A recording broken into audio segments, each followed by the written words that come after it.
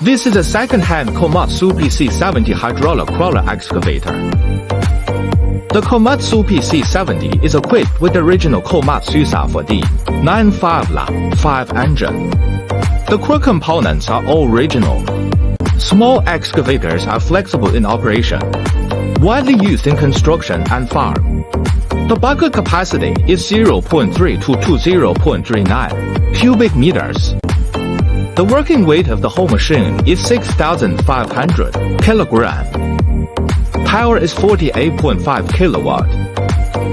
Clean and amazing appearance.